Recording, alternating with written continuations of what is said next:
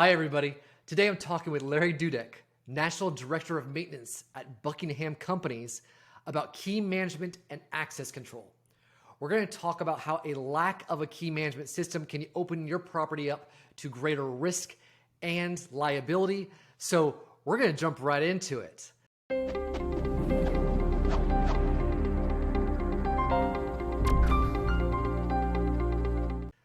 Larry, how are you doing today? I'm doing well. Thank you, Brent. Well, Pleasure to I be here. have some questions for you. I want to dig into your brain about how you all are dealing with key management. Before we talk about what you all are doing, I'd love to hear what kind of old school things you're seeing still out in the wild. Maybe things that you've all done in the past, or maybe you take on a new property and some of the things that they are still doing that are kind of old school in key management. Sure.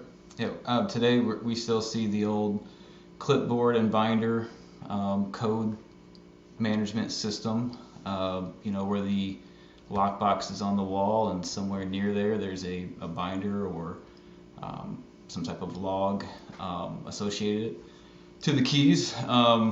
That's kind of the old school method. I believe it's still being utilized today. It works, but there are efficiencies out there that are valuable to our company and to others as well. You're bringing back some memories of some times on site a long time ago. What are some risk scenarios with those types of systems?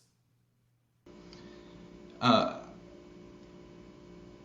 chalk it up to the honor system. You're still dependent on your team members returning keys every day, ensuring that they're documenting accordingly on a daily basis, bringing the keys back at the end of the day. I think we've all been in the scenario where the residents claim that someone was in their home, and you kind of have to go back to the logbook and see if that was true or not, and then kind of weigh it out that way. So those are definitely some scenarios there. Staff turnover is another one where you hope that you grab the keys at the end of the day, or at termination or resignation, and hoping that you have all the keys that you passed out originally, and whether it was a year ago or 6 months. So that's what we see as well on the risk side. What are some of the other limitations to kind of the old lockbox options? Some of the things I've seen, almost every property has some auxiliary keys or vendor keys, V keys, storage room, elevator rooms, thermostat boxes, those kind of auxiliary keys that kind of just hang out. Sometimes they're laying at the bottom of the lockbox.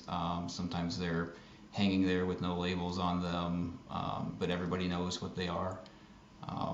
So we still see that sometimes, and just not in a non-organized manner. That's kind of some of the situations I see with the lockbox situation. And then somebody else comes in new and is like, was this mystery key? Is the big, nobody has a real clue what's going on. And so you're trying to track down what that key goes to is a disaster waiting to happen. So I'd love to hear about the decision-making process for when you're thinking about evaluating key management solutions. What are you looking for? What type of features would you look for, or actually maybe even like turn you away from any given system? I would say some of the main factors are going to be technical assistance, the ease of the installation and the training that the teams may have to endure while running a new system, reporting capabilities, and of course I think pricing is always what we think about when we evaluate key access systems. The lockbox is inexpensive, it hangs on the wall, and it does its job. So I think having to have those conversations about why do we need an electronic key box, that's where I come into play and discuss some of the features that are out there, such as working more efficiently, working in a more organized manner, and then the accountability and liability side. Got it. So whenever we have conversations like this, people ultimately want to find out what the people I'm interviewing are actually doing. So like, what decisions did you make? What did you go with? So I'd like to hear about that. What did you do? What did you implement in terms of key management? Again, we're always reviewing our processes and how we can be more efficient or just better equipped. Traka helps us do both of those. The key management system, we evaluate during property asset walks, budget review. Those are areas where we can identify where a keeper system or a key control system may come into play and benefit the property. I think we'd rather be ahead of the game than wait for something to happen to initiate the equipment purchase. So I think just re-evaluating those properties and what those needs are. It's really hard to manage maybe a property over 700 units in a single key box or that paper method. So what we've done is kind of just evaluated each property, and we have them in properties over 600 units, and we have them at 98 units. So really what benefits the property and how the teams can be more efficient in their day-to-day, especially in preventative maintenance. It's really critical. Some of these electronic boxes have the ability to have a reader out in the field with you, so no more sticking keys in a solo cup and having to divvy up each building and keep track of that. So it's very helpful to have the technology that we have today. Love it. So that, along with that reader, were some of the features that really piqued your interest, that made you feel like, hey, this is the solution we want to go with? Yeah, I think the visibility into reporting from all levels, from whether it's VP or CEO or anybody that's on that email list can get reports on the daily activity of a property, whether near or far. The accountability side, the training of the product, those have helped make the difference. And when you look at setting up new hires or you're working on multiple site properties, the ability to just control users, edit and remove, that's been helpful as well. So those have been some benefits of the electronic systems.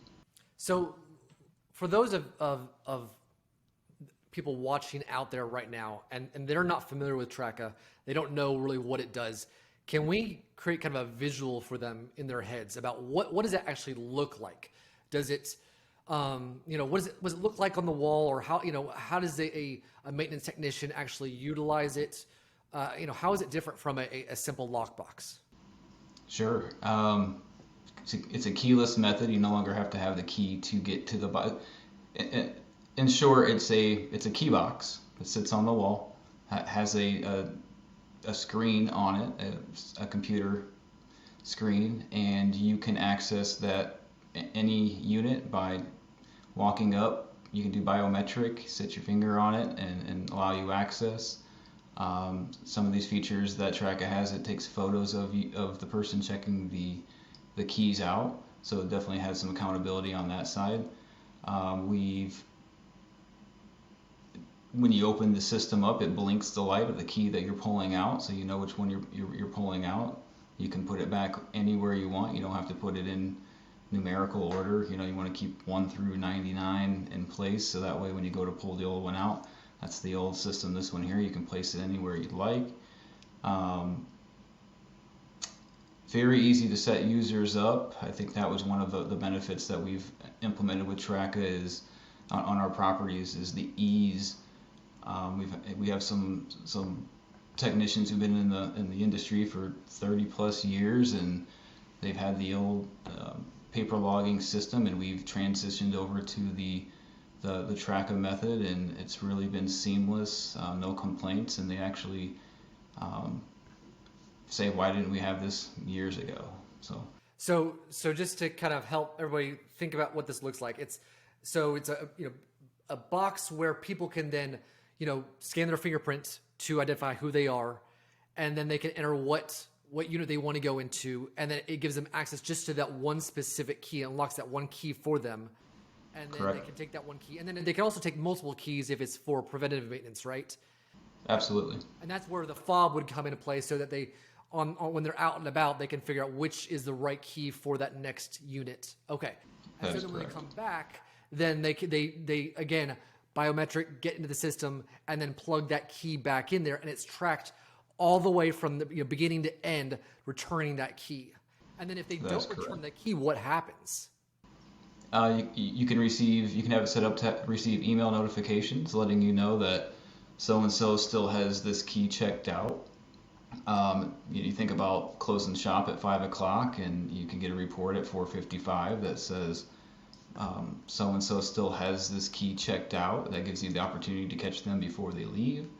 I think one of the other benefits that we're seeing these days are more and more delivery drivers, postal carriers who are coming and going, gaining access to common doorways, package rooms.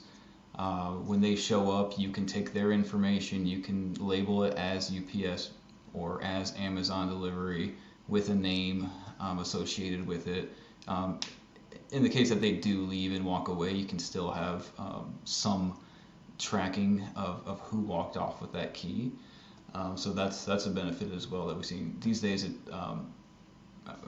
can have up to 10 to 15 drivers a day coming and going, asking for access on any given property. So it's nice to have at least some accountability on who's taking those keys out of your office.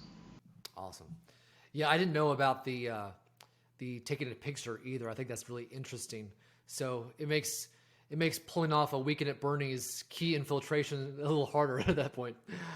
So Larry, thank you so much for taking some time with me to lay out this what it looks like to have a key management system, because I think that people underestimate the liability, the risk management aspect of key management. I mean, beyond just the time it might take for maintenance to kind of figure out what keys are where, and just the chaos of an old school lockbox, but to actually think about reducing liability is huge. So Larry, thank you so much for joining us, and everybody, we hope you enjoy this series, and we will be coming back soon with some more. Take care, everybody. Have a good one. Brett, thank you.